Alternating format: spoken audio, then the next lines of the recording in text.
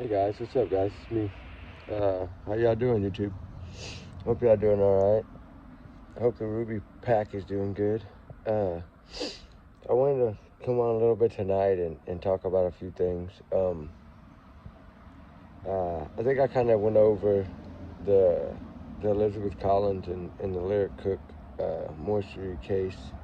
It's in Evansdale, Iowa, is where it started. And then, of course, the Seven Bridges, which was about 25 minutes away.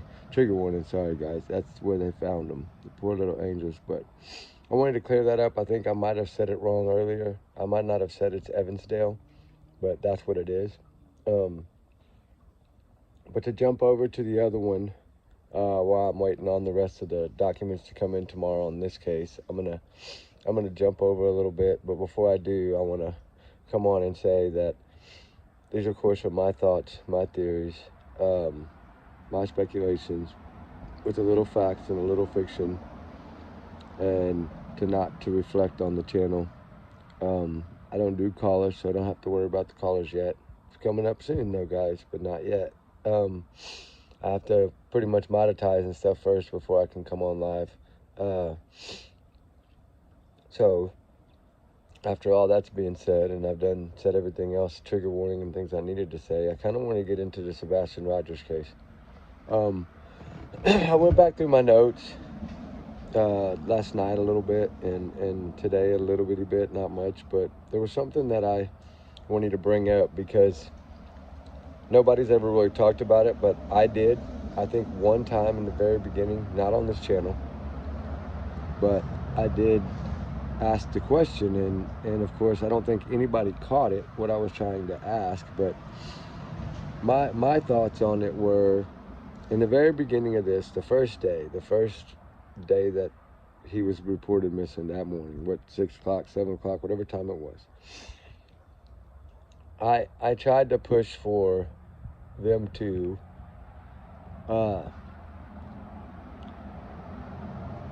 have sent, when they did his scent, and then they kept saying they kind of went to the trash can, but then it stopped or whatever, and then they thought it went to the retention pond, but then the dog jumped in the retention pond. Dogs are not that keen to mess up. I'm sorry. I mean, I know they can, but to me, my opinion on this is, it's a thought. What if the shoe thing that was brought up, that had always stuck in my head, why would she tell them how many pair of shoes he had and that all his shoes were there? And I started thinking about it, and I started kind of, the way that I think of cases is, I thought to myself, well, probably because she put the pair of shoes on, walked towards the retention pond in his shoes, then turned around and walked towards the dumpster in his shoes. Then she took them off and walked barefooted all the way home. So say they would have done what a few people asked that I know they didn't do in the beginning, was, once they didn't have his trail in those areas, why not take something of the mother's, get the scent, see if they go the same way? And I think if they would have done that, it would have been a different answer. I think they would have realized that maybe his stuff was at the door because they used them to throw everything off. I mean, military people think differently than average people. And I'm not saying this because I think this is exactly what happened. I'm saying it because it's a thought. And I'm going by what everybody's thoughts are of, they think it had to do something with the car happened to do with the grandma or the grandpa or whatever that may be, then that's why the car was there, was to pick him up or whatever. Like, we don't really know, but it's too late now to ever really know, I think, until they either, for one, find him and find the truth, or start this whole thing over again. Like, say, you know what, we're putting all new people on it. We're going to deal with the FBI only on this, and just give them a few weeks, maybe a month, see what they can do. I know they have a lot more pull and connections and power. And if they would just go in, redo do an interview with them, just not publicly. I'm saying, bring them in, separate them, do an interview, like a lot of people think they should have done. Then give them a whole new lie detector test, like Seth took. One of the hard ones, the really hard ones.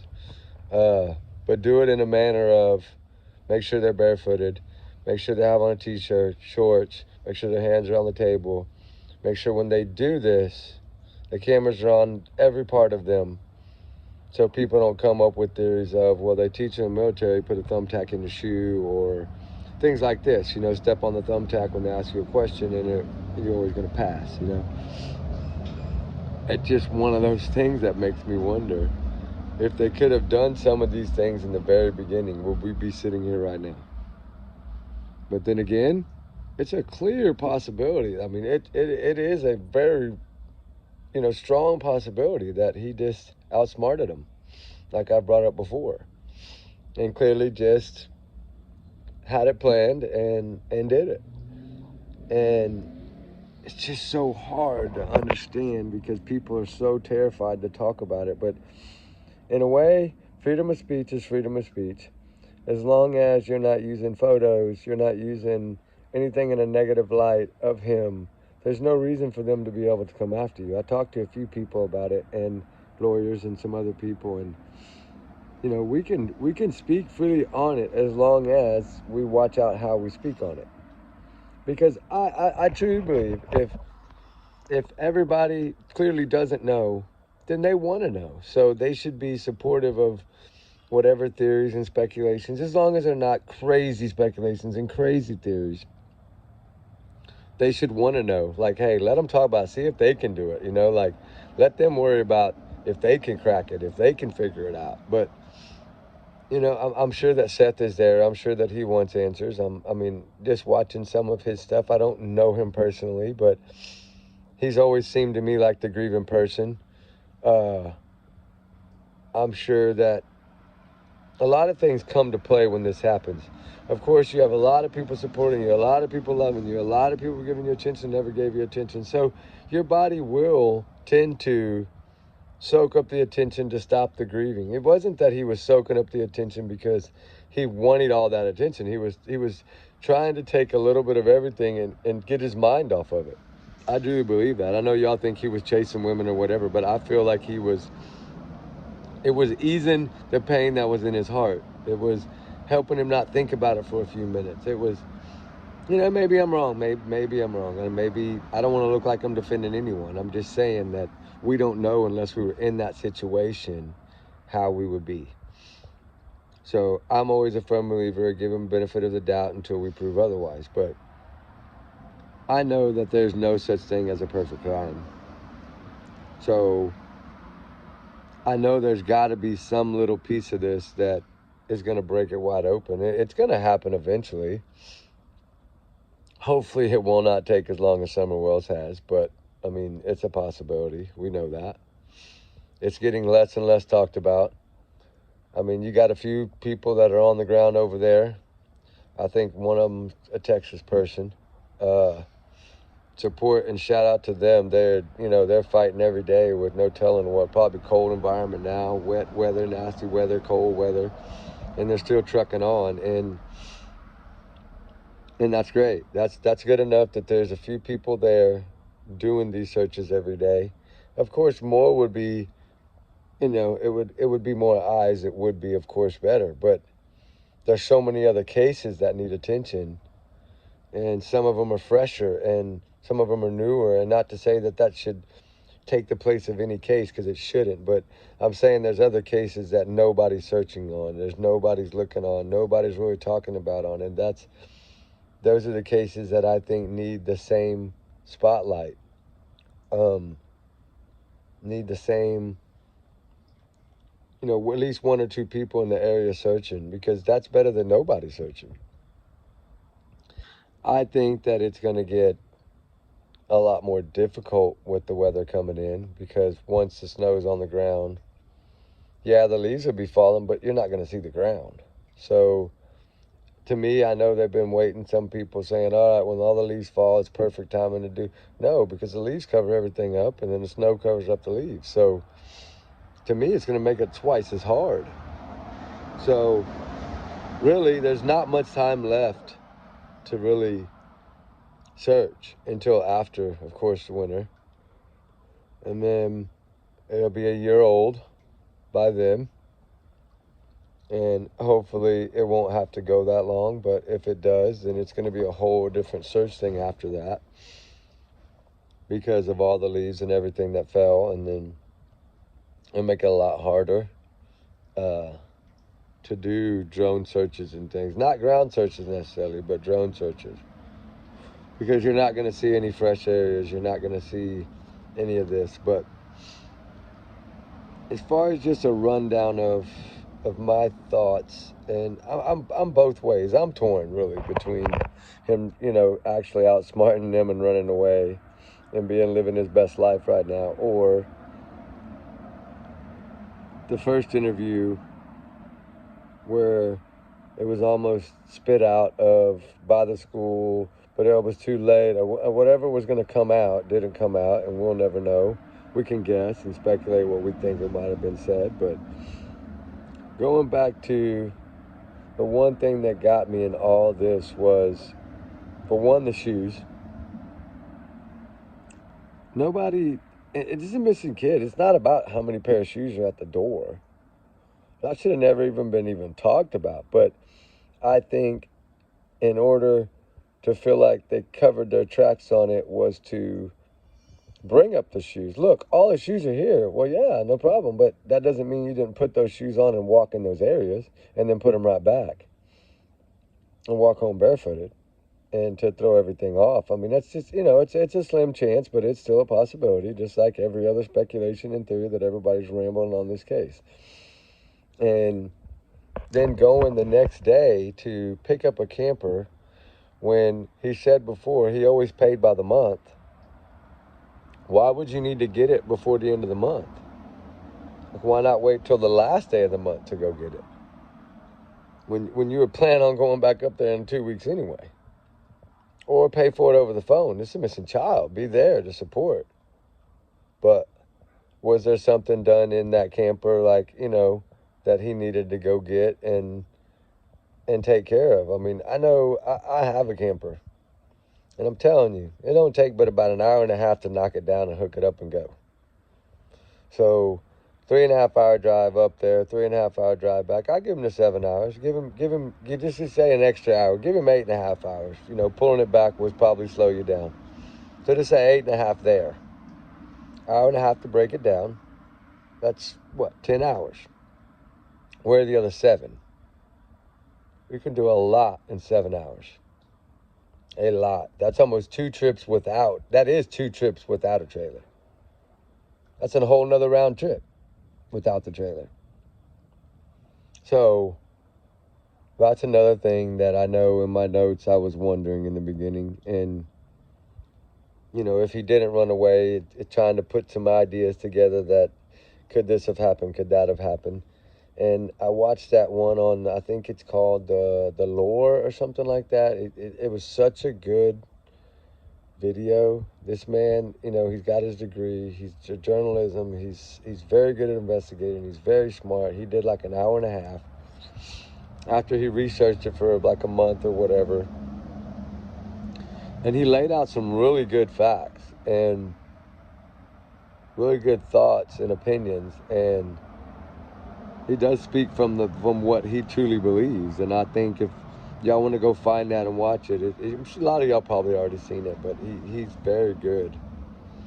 And he kind of goes in on every little detail from the very beginning of it all, like before he disappeared to after he disappeared to months after he disappeared to how the search went, how the investigation went, all that stuff. And I watched it. I listened to it with my eyes closed because I can always focus better if I do that. And like, of course, the first interview and I think the third interview is what got him, he said. And then, of course, the after of whenever he was coming on YouTube and swing blading and whatever they was doing. I never heard any of that, so I really can't speak on it much, but supposedly it was I don't know if it was his way of coping or if it was his way of trying to just be funny and make people laugh, or if like he felt like, hey, I'm a comedian, maybe I need a channel, or I don't know what he was doing it for, but it really wasn't a laughing matter, of course. But it shows the two sides of the multiple personality. And the one, of course, is I'm going to see you, I'm going to win, I got the town in my pocket, I got, like the big shot, and then you have the other side that's more of the, like the comedian style, I guess you can say, or the comic style, I guess you can put it that way. But I mean, we'll never understood why he did that. You know what I'm saying? Like, we're never going to understand that. But to really do it like just really pay attention to every little detail. I'm going to start watching it a little bit, all the stuff on it, just a little bit here and there. When I have a little free 30 minutes, I'm going to listen to a couple of clips over and over and over again, because I know they say three times is good, 5 times is better. So just to see if I can grab something else out of it. I don't even know if I'll be able to find all of them, but I think it'll be something good to do. And I think maybe we might grab something different out of it. And I mean, I want nothing more but just the kid to be found, and justice to be served, whatever that may be. Whether, like I said, whether it be that he outsmarted him and planned it for a few months, and that was a car that was supposed to pick him up, and he left everything behind for a reason and just burned off and outsmarted him. I remember Chris saying that, and he did say, hey, we're going to look back at this and be like, dang, he outsmarted all of us. And he did bring that up. And so it had to have been a thought on his mind for a reason. So that's what I'm saying. I'm not here to say anybody's guilty, anybody's innocent. That's not what I'm trying to do. I'm trying to better understand everything that led up to the moment and after the moment. So then I can kind of break it down little by little and say, okay, these people are saying this. Okay, I can see their point. It makes sense. And then I can kind of throw it over here to what if this, like the pros and cons. And then see which one outweighs which one. And then, of course, then you kind of focus on whatever one outweighs whichever one. But I think with the new spotlight and the new people looking and the new names on the case, and I mean, I know that,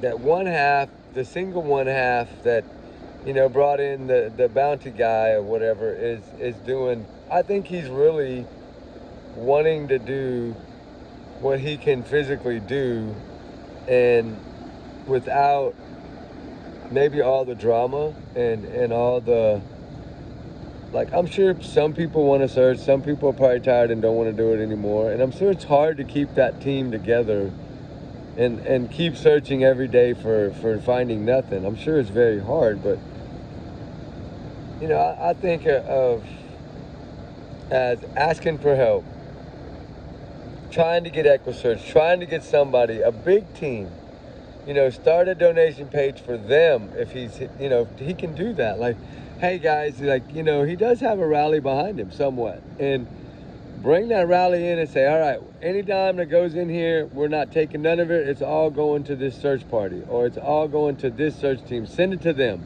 Don't send it to me. Like, that's how you get people that want to give and help, and they know that it's going to that particular company. Whether you grab any company, just say, okay, to be safe, so I don't get any, just say, Richard and Ruby, we have a search party. Say that we did. Say we had a search team, we had 20 people, and we had all this technology. He could come to us and say, all right, everybody that wants to help me, donate to this team so they can get enough money together to go look for me.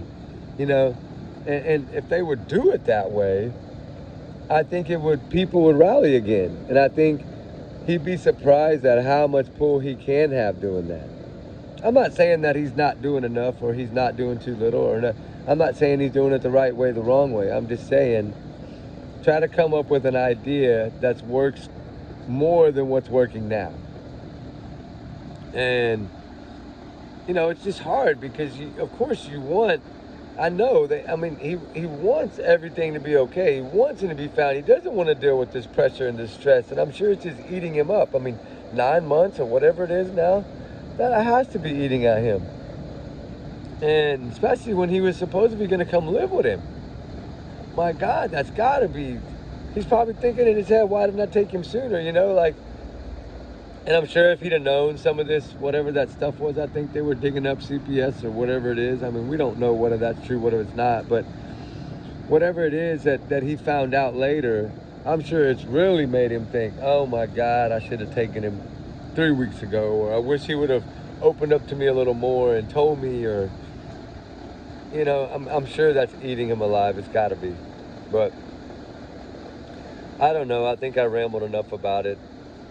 These long videos, I don't know if y'all are enjoying them really. I hope y'all are, but I just kind of wanted to come on and get one done tonight before the rain hits. It's supposed to start raining here again in about, I think about 15, 20 more minutes. Supposed to get a good little pour. So I'm going to leave the garden and leave y'all on that note. And I think we're making really good progress on these other cases. I'm so thankful that Drew Collins was able to speak to me today and give me, you know, permission to kind of take this case under my wing and do what I need to do with it to get justice, you know. And I hope that some of these other cases, the parents will reach out to and say, hey, you know what? You got full control, man. Do what you can. Just don't do it in a positive light. Do it in a heartfelt way like I do. And that way I don't have a problem handling and talking about these cases. I really need the approval before I dig too much into some of these, because I like that. I will feel more better in my heart knowing, hey, the parents are supporting me. So I'm saying that to all of them. If you would love for me to do it, just come to me and say, hey, you have control. My email's out there. The comment boxes are out there. Just come to me and say, hey, you know, Richard, please, you and Ruby, like, I give you authority. Please start looking. Please start digging. Please start throwing it out there, because it's just really hard as me, to talk about it not knowing if they're comfortable, if they're okay, if they're, you know, if I'm going to say something that's going to offend or hurt anybody's feelings, because that's not what I want to do. I just want justice. I want these poor little kids that don't have a voice to have a voice. I mean, anybody missing, whether it be the Suzanne, you know, Simpson case, whether it be a case that they think's already solved but probably not, like Caleb Harris, or, you know, I know Randy would appreciate everything I'm doing, and I do know that. They're a wonderful family. They're very good people. So I know that he would be on my side.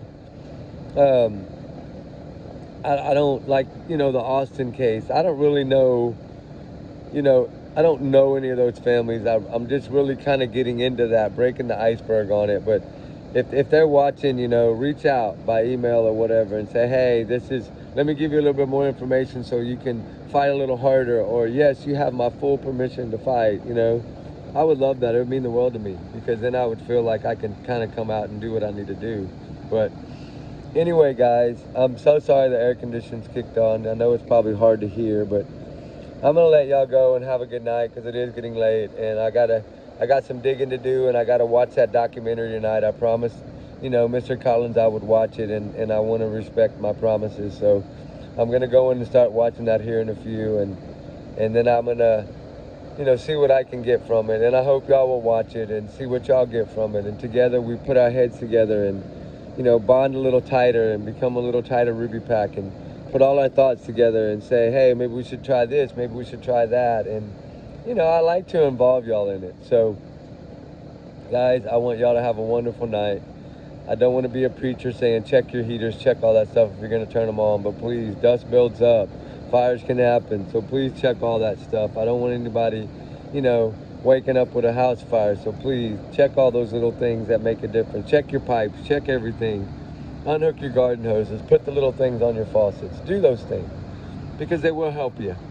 And me and Ruby love y'all. We appreciate everything y'all are doing for this channel. We're growing together, and we love it. And we love all y'all so much. So let's keep fighting for these voices, the voiceless, and let's just keep the word out there, and let's keep everything going and rolling hard, guys, and fight every day as hard as we can fight. So with that said, guys, me and Ruby love y'all, and we respect everything about y'all, and we appreciate everything about y'all. So keep up, keep watching. We're gonna keep coming. We're gonna keep fighting. I'll see y'all in the morning when I try to do some searching. So till then, we love y'all. All right, guys, peace out.